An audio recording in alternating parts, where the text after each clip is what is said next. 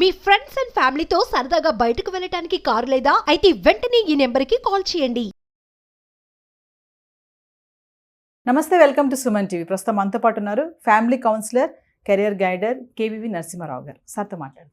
నమస్తే sir. Sir, పెళ్ళి marriage అంటేనే ఇప్పటి యువత చాలా భయపడిపోతున్నారు. ఇప్పుడు అనవచ్చు, మరి ముందు కూడా అనుకోవచ్చేమో. ఎందుకంటారు అసలు భయం ఎందుకు పడుతున్నారు? మామూలుగా రిలేషన్షిప్లో ఉంటున్నారు, డేటింగ్ అని చాలా వచ్చేసాయి, లివింగ్ రిలేషన్షిప్స్ అని, ఇవన్నీ బాగానే ఉంటున్నాయి. ఎందుకు అంటే ఒక తోడు కావాలి అంటున్నారు. బట్ ఓకే, మరి పెళ్లి చేసుకోవచ్చు కదా ఆ తోడు కోసం, అంటే పెళ్లి మాత్రం వద్దు అంటున్నారు. అది భయం అనుకోవాలా? అసలు ఏమంటారు? అసలు దీని అంతా ఎలా చూడొచ్చు అంటారు? ఒకప్పుడు పెళ్ళంటే నూరేళ్ల పంట అన్నారమ్మా. అక్కడెక్కడో లాజిక్ వీళ్ళకి అర్థం కావట్లా. ఇప్పుడు పెళ్ళంటే నూరేళ్ల పంట అని దీన్ని ఆధ్యాత్మికంగా చూసినా కూడా ఎప్పుడో చెప్పారు మనకి. 4 పురుషార్థాలు సాధించాలి, దానికోసమే ఈ మానిషి అనే జన్మ వచ్చింది అని చెప్పారు. ఆ 4 పురుషార్థాలు ఏంటి? ధర్మ, అర్థ, కామ, మోక్ష. ఈ 4 పురుషార్థాలు సాధించడం కోసం 4 ఆశ్రమాలు స్థాపించారు. అది బ్రహ్మచర్యాశ్రమం, గృహస్థాశ్రమం, వానప్రస్థం, సన్యాసాశ్రమం. అంటే పూర్ణాయుష 100 నూరేళ్ల పంట అన్నారు కదా. ఆ 100 సంవత్సరాల కింద మనం బతుకుతామని అనుకున్నట్లయితే ప్రతి 20-25 ఏళ్ళని కూడా ఒక ఆశ్రమం కింద తయారు చేసి మన వయసు దృష్ట్యా అప్పుడు దానికంటూ కొన్ని కర్తవ్యాలు ఇచ్చారు. ఆ కర్తవ్యంలో నిగూఢంగా ఉన్నది ఏంటంటే వ్యక్తిగతమైనటువంటి ఉన్నతి, అంటే ఆత్మకమైనది, సామాజికమైనది, లేదు అంటే మన ఎమోషనల్గా, మానసికంగా, ఇవన్నీ కూడా ఉన్నతి. ఉన్నతి అంటే ఏంటి? హ్యాపీగా ఉండాలి, శాంతిగా ఉండాలి. సుఖశాంతులు కావాలని అడుగుతారు కానీ ఎవరన్నా సుఖమే కావాలని ఎవరు అడగరు. అడుగుతారమ్మా? అడగరు. అంటే ఆ రోజుల్లోనే గుర్తించారు, ఉత్త సుఖం ఉన్నా కుదరదు, ఉత్త శాంతి సాధ్యం కాదు అని. అంటే సుఖశాంతులు రెండు కలిసి ఉంటేనే అది మనకి సరైనటువంటి జీవితం కింద వస్తుంది. కొంతకాలం సుఖం వెనకాల పరిగెట్టి ఆ తర్వాత సుఖం బాగానే ఉంది, శాంతి లేదే అనుకొని మళ్ళీ నిరుత్సాహంగా కూర్చోవడం అంటే ఏమిటి? దాన్ని ముక్కలు చేసి చూస్తే ఈ కాంప్రహెన్సివ్గా నూరేళ్ల పంట అన్నది అర్థం కాదు. ఇవి అర్థం కాక వీళ్ళు ఏమనుకుంటున్నారంటే నూరేళ్ల పెంట అనుకుంటున్నారు. మంట అని కూడా అంటున్నారు. మంట అని కొంతమంది అంటున్నారు, పెంట అని కూడా కొంతమంది అంటున్నారు. మరీ దుర్మార్గులు ఉన్నట్టయితే వాళ్ళది అంటారు. ఇంకొకటి, ఈ అన్నిటికీ బలం ఇస్తున్నది ఏంటంటే ముఖ్యంగా ఈ యువతకి భగవద్గీతలో శ్రీకృష్ణ పరమాత్మ చెప్పాడు ఏంటంటే శ్రేష్టమైన వాళ్ళు ఏం చేస్తారో మిగతా జనం అది చేస్తారు, వాళ్ళు దాన్ని ప్రమాణంగా తీసుకుంటారు అని. అది 3వ అధ్యాయంలో 20వ శ్లోకం ఉందమ్మా, 21వ శ్లోకం. దాని అర్థం ఏంటంటే మనకి సమాజంలో ఎవరైతే పేరున్న వాళ్ళని మనం భావిస్తున్నామో వాళ్ళందరూ కూడా నేను చెప్పినటువంటిది ఏది వివాహం అన్నదాన్ని చాలా చులకనగా చూస్తున్నారు. మనం అనుకున్నాం ఎవరి మర్యాద వాళ్ళకి ఇవ్వాలి అని చెప్పేసి. ఈ ఆశ్రమాలకు కూడా మర్యాద ఇవ్వాలి. వాటికి మర్యాద ఇచ్చినప్పుడు అవి మనల్ని బాగా చూసుకుంటాయి. చెట్టుని పెంచుతావు, కొమ్మలన్నీ కొట్టేస్తావు, అది తాటి చెట్టులాగా మోడులా ఉంటుంది. ఏంటి ఉపయోగం? మీరు అన్నారే తోడు కావాలని డేటింగు, తోడు కావాలని సహజీవనం చేస్తున్నారు. మరి నీడ, ఆ తోడులో నీడుందా? లేదు. అది ఉదాహరణ.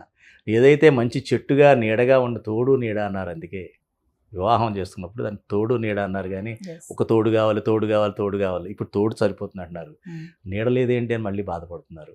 మళ్ళీ అక్కడ పార్ట్నర్స్ మార్చేస్తున్నారు.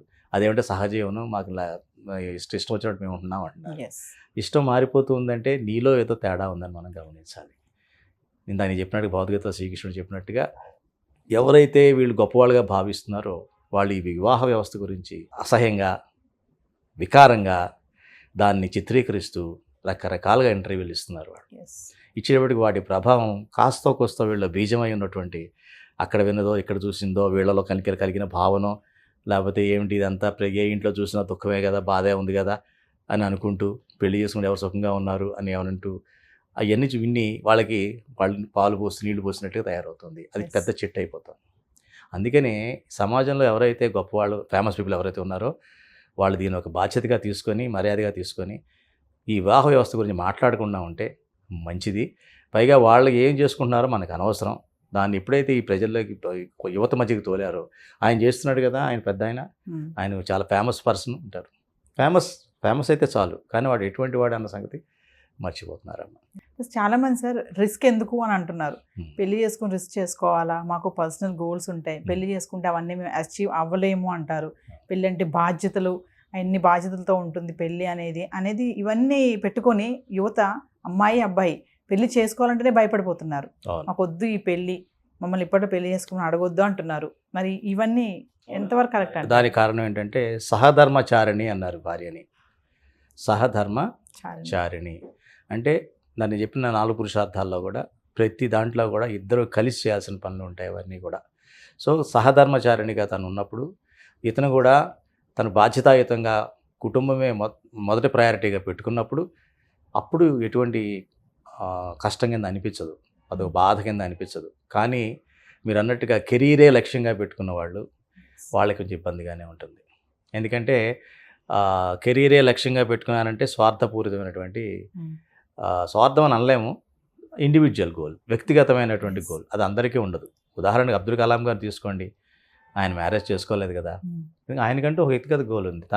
తనలాగే ఉంటూ తనకు సంబంధించినటువంటి లక్ష్యాలను సాధించుకుంటూ వెళ్ళాలనుకున్నాడు. ఆయన ముందే దాన్ని కట్ చేశాడు. గృహస్థాశ్రమంలోకి ఎంటర్ కాలే, కానీ దాన్ని విమర్శించలేదే. గృహస్థాశ్రమంలోకి వెళితే నాకు ఇలా అన్నీ ఆగిపోతాయని పెళ్లి చేసుకోలేదు అనే విషయం ఎక్కడ మాట్లాడలేదే. తను నిర్ణయం తీసుకున్నాడు, నిర్ణయం తీసుకుంటూ తను వెళుతూ వెళ్ళాడు. కానీ ఇదే మోడల్ అని ఎవరికి చెప్పలా. ఆయన చెప్పిన మోడల్ ఏంటంటే, మీరు యువత ఏదైనా చేయగలరు, ముందుకు వెళ్ళగలరు, మీలో శక్తిని జాగ్రత్తగా బయటికి తీసుకురండి, మంచి సంస్కారాలతో ఉండండి, మంచి కళలుగానండి, ఆ కళ సాధించడానికి కృషి చేయండి అని చెప్పాడే తప్ప తను చేసినటువంటి గృహస్థాశ్రం ఎంటర్ అవ్వలేదు కాబట్టి మిగతా వాళ్ళకి చెడుగా దాని గురించి చెప్పలేదు. కానీ ఇప్పుడున్న సోషల్ మీడియాలో ఇలా చేస్తూ చాలామంది దాన్ని విమర్శిస్తూ ఉంటారనమాట. అందువల్ల వీళ్ళకి ఏమనిపిస్తుంది అంటే అందులో కష్టాలు ఉన్నాయి, వీళ్ళందరూ కూడా ఫ్రీగా ఉంటే వెళ్ళొచ్చు అని అనుకుంటారు. ఫ్రీగా ఉండి నీకేం లక్ష్యం ఉందా? లేదు. మహాత్మా గాంధీ తీసుకోండి, మరి ఆయన సంసారం ఫ్యామిలీ ఉండి ఆవిడ కూడా సహకరించింది, ఆవిడ కూడా ముందుకెళ్ళారు కదా. కాబట్టి ఇవన్నీ కూడా తెలిసి తెలియని తనం. గృహస్థాశ్రమం కూడా ఎంటర్ అవ్వాలి, ఇవన్నీ తెలియాలనే విషయం తెలిస్తే పెళ్ళి అన్నది చాలా సున్నితంగా ఉంటుందమ్మా. ఇప్పుడు ఇద్దరు కావాలని కోరుకున్నప్పుడు ఎవరో ఒకళ్ళ కోసమే అనుకుంటే మటు ప్రాబ్లమ్స్ వస్తాయి. సరే, ఇప్పుడు అమ్మాయి కానీ అబ్బాయి కానీ చాలా మంది ఒంటరిగా ఉండాలని కూడా చూస్తున్నారు. పెళ్ళి ఎందుకు, ఇలా ఎలోన్గా బాగుంది, హ్యాపీ లైఫ్ ఉంది, పెళ్లి చేసుకుంటే పిల్లలు బాధ్యతలు ఇవన్నీ వస్తాయి, తలకాయ నొప్పి, హ్యాపీగా ఇలాగే లాంగ్ లైఫ్ ఉండిపోదాం అంటున్నారు. మీరు ఇందాక అన్నారు అంటే ఒంటరిగా ఉంటున్నారంటే లక్ష్యం ఉంటుంది వాళ్ళకి. కొంతమంది అంటే కొంతమంది లక్ష్యాలు లేకుండానే ఒంటరిగా ఉంటున్నారంటారా? లక్ష్యం లేకుండా ఒంటరిగా ఉన్న వాళ్ళు ఏంటంటేనమ్మా, బాధ్యత తీసుకోలేని అశక్తత వాళ్ళకి. వాళ్ళ బాధ్యత తీసుకోలేని అశక్తత. పైగా వీళ్ళు వాళ్ళ స్వయంగా ఏదైతే వాళ్ళ ఒక ఒంటరిగా ఉన్న వాళ్ళ అవసరాలు కొన్ని ఉంటాయి కదా, దానికి కూడా వీళ్ళు 10 మంది మీద ఆధారపడతారనమాట. వాళ్ళ నిత్య దైనందిక కార్యక్రమాలకు కూడా ఒక 10 మందిని పెట్టుకొని వాళ్ళ మీద ఆధారపడి జీవించే వాళ్ళకి ఇంకోళ్ళకి సేవ చేయడం అన్నది, ఇంకొకళ్ళకి కలిసి కాంప్రమైజ్ అయ్యి ఉండడం అన్నది ఇష్టం ఉండదు. అటువంటి వాళ్ళు ఎంటర్ కాలేరు. సో ఫైనల్గా క్వశ్చన్ చెప్పండి, మరి యువత పెళ్ళంటే ఇలా భయపడుతున్నారు కదా, మీరు ఏమైనా సజెస్ట్ చేస్తారా వాళ్ళకి? అందరికీ కాదు, కొంతమందికి నిజంగా భయపడే వాళ్ళకి. అంటే పెళ్ళి అంటే అసలు ఎలా ఉండాలి, అంటే భార్యాభర్తలు ఇప్పుడున్న జనరేషనే కానీ న్యూలీగా మ్యారీడ్ అయిన వాళ్ళు కానీ అసలు కరెక్ట్గా ఉంటున్నారా? ఒక బాధ్యత రహితంగా పెళ్లి చేస్తున్నప్పుడు కొన్ని ప్రమాణాలు చేస్తూ ఉంటారు కదా, అది ఏ మతమైనా సరే కొన్ని ప్రామిసెస్ ఉంటాయి, అవన్నీ నిలబెట్టుకుంటున్నారా? లేకపోతే కెరియర్ అని చెప్పేసి పెళ్ళయ్యాక కూడా ఎవరి దారి వాళ్ళే ఉంటున్నారా? అలాంటి వాళ్ళని చూసి కొంతమంది యూత్కి పెళ్ళంటేనే భయం వేస్తుంది కదా, మరి ఒక్కసారి ఏం చెప్తారు ఫైనల్గా? ఇది బ్యాలెన్సింగ్ అమ్మా. ఏంటంటే కెరియర్ని ఫ్యామిలీని కూడా బ్యాలెన్స్ చేసుకునే కెపాసిటీ ఉండాలి. ఇప్పుడు ఉదాహరణకి మనకి మీరు ఒక ఉద్యోగం చేస్తున్నారు కదా, నేను కొన్ని ఉద్యోగం చేస్తాను. మనకి ఇచ్చిన బాధ్యతతో పాటు 4 బాధ్యతలు ఎక్స్ట్రా ఇచ్చారనుకోండి, అక్కడ చేస్తామా చేయమా? ఖచ్చితంగా చేస్తాం కదా. ఎట్లా చేస్తున్నాం? చేస్తాం. అంటే ఏంటి, అది మన ఇంపార్టెన్స్, నా బాధ్యత ఉంది అని అనుకుంటున్నాను కాబట్టి చేస్తున్నాం. ఇక్కడ కూడా నా ఇంపార్టెన్స్, ఇది నా బాధ్యత, ఇది నాది, నా కర్తవ్యం అనుకున్నాడు, దాన్ని కూడా ఇక్కడ చేస్తారు. అంటే ఓవరాల్గా ఏంటంటే ఒక్కళ్ళగే ఉండడం అనేది అలవాటు అయిపోయింది. పైగా వాళ్ళ కెరీర్స్ కూడా ఎట్లా ఉన్నాయంటే, ప్రతి ఊరు తిరగచ్చు, మార్కెటింగ్ ఉన్నాయనుకోండి, ప్రతి దేశానికి వెళ్ళొచ్చు, కంపెనీస్ మారచ్చు, ఆఫీసులు మారచ్చు, ఉద్యోగం మారచ్చు, అది ఈ మార్పు అన్నది క్షణక్షణం అంటే సంవత్సరం 2 సంవత్సరాలు మారిపోతున్నదాన్ని వాళ్ళు Yes. ఎంజాయ్మెంట్ కింద భావిస్తున్నారు అనమాట. Yeah. అప్పుడు ఫ్యామిలీ ఉంటే కుదరదు కదా, కుదరదు. అప్పుడు ఎట్లా అవుతుంది అన్న విషయాలు వాళ్ళని అలా చేస్తున్నాయి. కాబట్టి ఎక్కడో చోట కెరియర్కి మనం ఒక ఇది పెట్టుకోవాలి, అంటే ఒక హద్దు పెట్టుకోవాలి. Yes. అలాగే ఫ్యామిలీకి కూడా ఒక హద్దు పెట్టుకోవాలి. ఫ్యామిలీకి హద్దు అంటే ఏంటి, కెరీర్ని ఫ్యామిలీని బ్యాలెన్స్ చేసుకునేలాగా మనం ప్లాన్ చేసుకోవాలి. అల్టిమేట్గా మనకు కావాల్సింది ఏంటమ్మా, సుఖ శాంతి. శాంతి. ఈ సుఖశాంతులు కావాలి. రెండు కావాలి అనేటువంటి దృఢమైన విశ్వాసం ఉన్నవాడు, అది ఎలాగా అని గట్టిగా అనుకున్న వాళ్ళకి మనం చెప్పేవన్నీ అర్థం అవుతాయి. Yes. మిగతా వాళ్ళకి ఏంటంటే ఇది అన్నీ చూసాం, మా అమ్మ నాన్న చూసాం, మా అక్క చెల్లెలను చూసాం, వాళ్ళందరూ చూసాను, ఎప్పుడు కూడా వాళ్ళు హ్యాపీగా ఉండరు అంటారు. హ్యాపీగా ఉండడం అంటే ఎప్పుడు ప్లాస్టిక్ స్మైల్ వేసుకొని నవ్వడం కాదు. Yes. ప్రతి వాళ్ళకి బాధలు ఉంటాయి, ప్రతి వాళ్ళకి కష్టాలు ఉంటాయి. ఎంత చెట్టుకి అంత గాలి ఉంటుంది, Yes. అది యాక్సెప్ట్ చేయాలి. గాలే వద్దు చెట్టు ఊగకూడదంటే ఎలా కుదురుతుంది? తుఫాన్లు కూడా వస్తాయి, Yes. చెట్లు ఎగిరిపోయి ఉన్నాయి.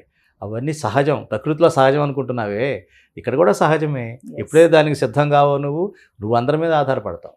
నువ్వు అందరి మీద ఆధారపడి అందరు నన్ను చూడాలంటావు, కానీ నేను కొంతమంది సాయం చేయాలి, సేవ చేయాలన్న విషయం వాళ్ళ ఉండదన్నమాట. Yes. సేవాభావం ఉన్న వాళ్ళు గృహస్థాశ్రమంలో ఉంటారమ్మా, లేని వాళ్ళకి కష్టం.